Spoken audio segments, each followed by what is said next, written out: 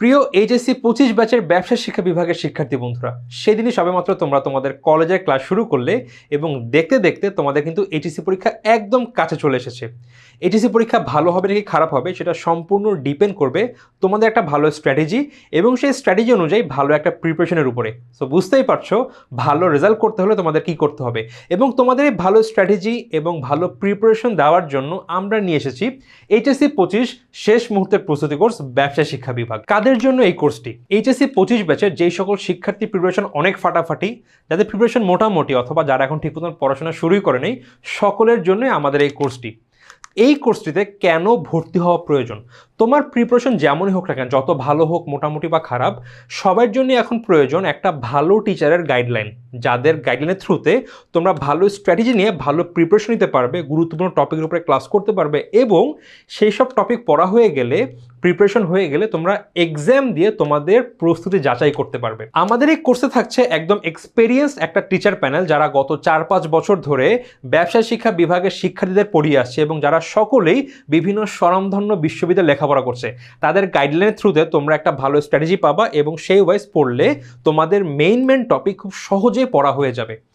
এই কোর্সে ক্লাসগুলো কেমন হবে? আমাদের প্রতিটা ক্লাসে প্রথমে বেসিক পড়ানো হবে এবং তার উপর দেখিয়ে দেওয়া হবে ওই সকল টপিক থেকে কিভাবে সিকিউ অ্যান্ড এমসিকিউ এক্সাম হচ্ছে।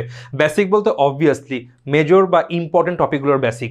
সো আমরা ক্লাস করলাম, মেজর টপিক দেখলাম, সেগুলো শিখে তার উপর সিকিউ অ্যান্ড এমসিকিউ প্র্যাকটিস করলাম এবং যখন আমাদের ওই চ্যাপ্টারটা পড়ানো শেষ হয়ে যাবে তখন তার উপর একটা থাকবে অধ্যায় ভিত্তিক ডেইলি এক্সাম।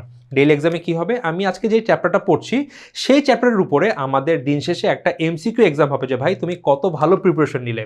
সো সেটাও হয়ে গেল। এরপরে আমাদের থাকবে একটা এইচএসসি পরীক্ষার সাজেশন।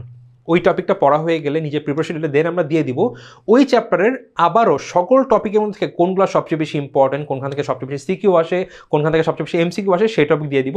এবং সেটা হয়ে গেলে যেটা হবে, একদম কোর্সের শেষে অর্থাৎ সকল টপিক, সকল চ্যাপ্টার, সকল বিষয় পড়ানো হয়ে গেলে থাকবে একটা বোর্ড স্ট্যান্ডার্ড মডেল টেস্ট, যেখানে আমরা বোথ সিকিউ অ্যান্ড এমসিকিউর উপরে পরীক্ষা নিব। এবং হ্যাঁ, ক্লাস কিন্তু মিস দু একটা হতেই পারে, মাঝে মধ্যে ক্লাস থাকতে পারে, পরীক্ষা থাকতে পারে কলেজের, অথবা একটু ফ্যামিলি ইস্যু হতে পারে। আমাদের সকল ক্লাস কিন্তু একদম রেকর্ডেড অবস্থায় তোমরা অ্যাপে পেয়ে যাবা।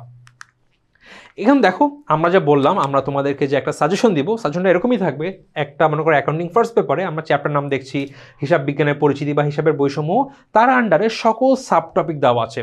এই টপিকের জন্য সিকিউ কতটা ইম্পর্টেন্স আমরা এভাবে দিয়ে দিব, এমসিকিউ কতটা ইম্পর্টেন্ট আমরা কিন্তু এখানে দিয়ে দিব। অর্থাৎ একটা স্পেসিফিক টপিক দেখি, আমাদের হচ্ছিল হিসাব চক্র। হিসাব চক্র থেকে দেখছি আমাদের সাধারণত সিকিউ খুব একটা বেশি আসে না, তাই মাত্র 1 স্টার, কিন্তু এখান থেকে এমসি